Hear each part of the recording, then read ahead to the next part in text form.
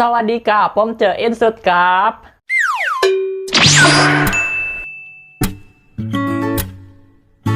สวัสดีทุกคนผมอินสุดครับand welcome to my YouTube channel. Nah, di video kali ini kita akan membahas mengenai teori yang ada di balik series The Gifted Graduation episode ke-7. Dari hari Minggu sejak episode 7 keluar, beberapa menit kemudian muncullah tuh DM, muncullah tuh komen-komen. Pi, bahas episode 7, Pi, episode 7 teorinya, Pi, episode 7 video tunggu. Sampai nggak bisa berkata-kata gua. Tapi nggak apa-apa, aku tetap seneng banget, malah artinya kalian tuh aware sama aku, aware sama channel ini gitu. Jadi kalian tuh nunggu aku yang bahas. Kapun kap. Oke, kalau begitu kita nggak usah tunggu lama-lama lagi. Tutup pintu kamar, cek kanan kiri atas bawah depan belakang kalian, and let's get to the theory. Pow. Di teori yang pertama yaitu Kon dan Time ternyata masih hidup.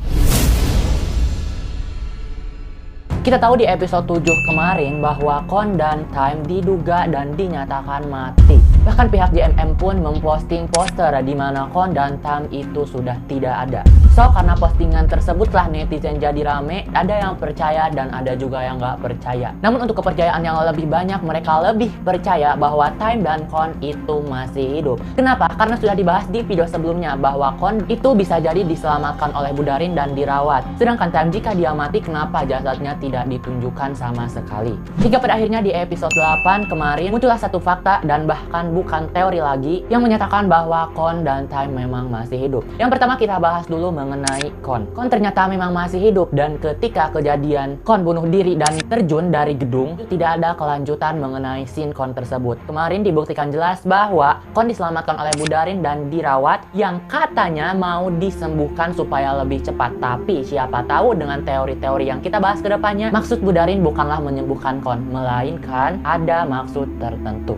Sumpah nih ya, aku jujur ke kalian, gue nggak tahu kenapa saking amazed-nya gitu sama series ini, sampai ke bawah ngimpi, tau gak? Kemarin tuh gue langsung mimpi gitu loh, dimana ada satu scene Mon dan Kon dirawat di rumah sakit, kemudian Mon dan Kon itu saling tatap-tatapan, terus mereka berdua tuh nangis gitu loh.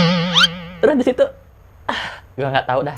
Kenapa bisa masuk lewat mimpi gue gitu loh. Dan di mimpi itu mereka saling menguatkan satu sama lain. Kayak romantis banget, gila gak sih?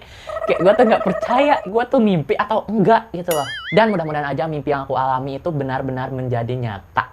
Ya seneng gak sih kalau mereka berdua tuh bisa jadian terus menambah kekapelan yang ada gitu. Kekapelan. Oke, selanjutnya kita beralih ke Time. Time ternyata diamankan oleh Pak Pom dan Pak Support untuk melakukan sesi penyembuhan. Kenapa penyembuhan Time harus disembunyikan dari orang lain? Karena Pak Support dan Pak Pom tahu bahwa maksud utama dari Budarin dan Menteri adalah untuk menghancurkan bahkan membunuh anak-anak The Gifted. Dan kalian tahu ketika Peng diberitahu oleh Time untuk datang ke suatu tempat di mana Time dan Pak Pom serta Pak Support berada, itu merupakan gedung tempat kejadian sejarah masa lalu Pak Support atau si kepala sekolah ini. Dan scene-nya pun kita tahu pada episode 1 kemarin, di mana ada 2 orang laki-laki dan 1 orang perempuan yang diduga sedang melakukan percobaan. Tapi nih yang aku heranin, jika emang niatnya untuk penyembuhan, kenapa kok cuma Time doang yang diselamatkan, yang diamankan gitu? Kenapa anak-anak The Gift yang lain yang lagi sakit nggak diamankan? Next ke teori yang kedua. Scene misterius Pak Support yang tiba-tiba menghilang. Mengenai Pak Support yang tiba-tiba menghilang ketika akan didatangi oleh Budarin dan bodyguard-nya. Padahal di adegan tersebut nyata sangat jelas bahwa Pak Support berada di ruangan tersebut. Tapi kenapa pas saat Budarin and the gang masuk kok tiba-tiba nggak ada? Dan karena adegan inilah muncul teori baru. Yang pertama, Pak Support diduga memiliki another gift, yaitu kemampuan yang lain. Kemampuan apa? Kemampuan menghilang. Ada teori yang mengatakan bahwa Pak Support memiliki kemampuan seperti Om, yaitu yang bisa menghilangkan dirinya atau bisa merubah dirinya menjadi tidak kasat mata sehingga dia tidak terlihat oleh orang lain. Namun ada juga yang mengatakan teori yang lain, yaitu Pak Support menggunakan pulpen communication, di mana di scene tersebut setelah Pak Support hilang, kamera mengarah ke pulpen. Dan karena inilah ada yang mengatakan bahwa Pak Support sebenarnya bukan berada di ruangan tersebut, melainkan di tempat lain. Dia hanya menggunakan pulpen sebagai perantara untuk berbicara terhadap Pak Menteri. Tapi aku nggak tahu jelasnya, sekali lagi itu hanya teori. Gimana menurut kalian? Komen di bawah. Next. Selanjutnya ada perkembangan kemampuan Pun. Jujur harusnya sih kita nggak kaget gitu mengenai perkembangan Pun yang sudah benar-benar melesat gitu, benar-benar wow. Karena kan kita udah bahas di video-video sebelumnya mengenai perkembangan Pun yang emang luar biasa, yang bukan hanya bisa mengcopy paste kemampuan aja, tapi diduga bisa mengcopy paste fisik orang lain. Dan yang paling membuat aku tercengang ketika scene dimana Peng memarah-marahi Budarin, ketika Peng keluar, bush, Pun lagi duduk di situ, anjir damage-nya minta ampun gue. Kenapa sih gitu? Entah di video TikTok, entah di Instagram, entah di scene series, dan Akapan tuh selalu damage-nya tuh selalu. Gue nggak bisa berkata-kata lagi sih sama Tigan ini. Best aktor sih kalau menurut gue ya. Tapi yang paling mencengangkan adalah scene dimana Pun seolah-olah memang berpihak terhadap Budarin.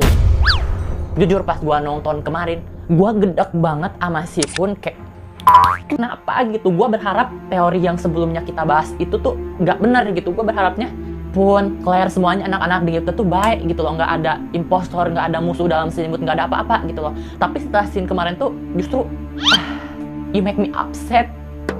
Tapi belajar dari pengalaman kemarin bahwa kita sempat suuzon sama si Kon, ternyata dia bukan impostornya, dia hanya tertekan, dia diduga dicuci otaknya dan segala macem lah. Dan sekarang ketika Pun seolah-olah berpihak kepada Budarin, kita nggak bisa negative thinking nih, nggak bisa. Jangan sampai kita salah menuduh orang lain, jangan sampai. Mungkin saja dia tuh lagi ngerencanain sesuatu untuk masuk ke dalam kubu Budarin, bukan untuk berpihak kepadanya, tapi untuk mencari informasi, mencari kelemahan, dan mencari tujuan utama dari si Budarin ini nih, si Ratu Ular.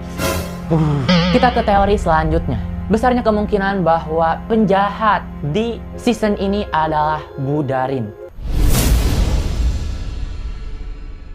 Dari semua adegan, dari semua yang terjadi, justru menjerumusnya itu ke si guru ini gitu loh. Mulai dari dia berbohong terhadap Peng, dia bilangnya mau menyembuhkan anak-anak di Gift yang sakit, tapi ternyata enggak. Ketika dia membawa serum berbahaya ke sekolah, dan ketika dia terus-menerus menyalahkan Pak Support, si kepala sekolah. Terus berarti penjahatnya ada dua, Budarin sama si Pak Menteri ini. Bukan! Pak Menteri juga bukan penjahatnya. Justru yang menjadi penjahatnya adalah si Budarin ini. Dia seolah-olah tangan kanannya si Bapak Menteri yang pakai kacamata itu untuk membalaskan dendamnya kepada si kepala sekolah. Namun kita tahu kan ketika ada satu scene di mana si Pak Menteri ini menyuruh Budarin untuk meracuni si Pak Support dengan serum itu. Tapi kenyataannya dia nggak ngelakuin. Dia malah ngerencanain sesuatu yang lain. Nah, karena hal inilah Budarin memiliki julukan Ratu Ular, karena diduga dia enggak keterpihakan terhadap Pak Menteri, enggak keterpihakan terhadap kepala sekolah. Dia mempunyai tujuan sendiri. Tujuan apa? Sampai sekarang kita pun nggak tahu gitu tujuan sebenarnya Budarin ini tuh apa. Tapi menelisik dari poster yang tersebar bahwa poster Budarin ini berbayangkan ular. Dan karena itulah banyak orang-orang netizen-netizen yang mengatakan bahwa Budarin ini adalah Ratu Ular. Guru ular kali ya.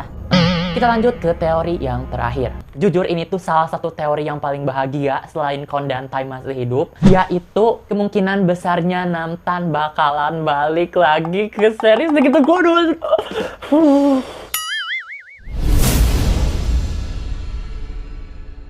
Jujur aku seneng banget gitu ketika aku nemu teori yang ini. Terus aku observasi sendiri juga gitu, kayak olah-alik gitu dari video yang ada. Bentar, aduh, saking senengnya nih jadi Oke, lanjut. Kenapa sih aku bisa bilang begitu? Yang pertama, ketika anak-anak The Gift ingin mengucapkan happy birthday kepada Namtan, scene terakhirnya tuh terdapat Om yang duduk sendiri kan. Terus dia tuh sambil nelpon Namtan, tapi nggak diangkat.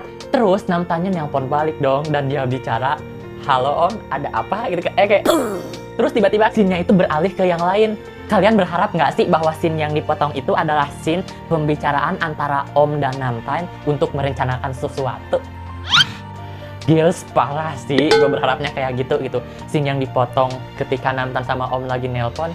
Mudah-mudahan aja gitu mereka tuh lagi bicara, oi, ini lo di sekolah lagi rame kena masalah. Anak-anak lagi pada terpecah belah. Ah, seriusan lu Om? Iya beneran. Cepetan ya lu balik ke sini, terus kita selesaiin bareng-bareng. Oh iya, oke. Gue bakalan balik besok. Anjay, kan kalau begitu seneng gitu, happy tuh. Gils, parah gitu. Oke, dan ada yang membahas pula mengenai poster nih, mengenai kaki dua yang ada di atas. Itu diduga merupakan Namtan yang berpakaian style cowok. Apa mungkin? Tapi ada juga yang mengatakan bahwa itu adalah Micha. si anak gifted pertama tuh, ya kan, ingat nggak tuh yang disangkanya mati padahal nggak mati. But I don't know, aku nggak tahu gitu yang mana yang benar, tapi aku berharapnya sih itu Namtan, ya kan, mudah-mudahan Namtan balik lagi dan kita bisa bahas terus kayak Peng dan Namtan tuh bisa kayak so sweetan lagi gitu. Di happy ending gitu, kayak membayangkannya tuh udah indah gitu. Oke, udah itu sudah gitu dulu video kita hari ini. Aku mau ngucapin terima kasih banyak buat kalian semua yang udah aware sama aku, peduli sama video-video aku. Jujur itu sudah membuat aku seneng banget sejauh ini. Oke dah, cukup pembahasan kali ini. Jika kalian suka dengan videonya, jangan lupa kalian tekan tombol like, kemudian kalian subscribe, kemudian kalian tekan tombol loncengnya supaya kalian bisa tahu video-video terupdate selanjutnya. Serta aku mau minta maaf ke kalian jika ada kata-kata yang kurang jelas dan kata-kata yang kurang paham. Kutodhona. See you di next video. Kapun kap, bye-bye. Bahkan pihak JMM pun, bahkan pihak JMM tuh, bahkan pihak JMM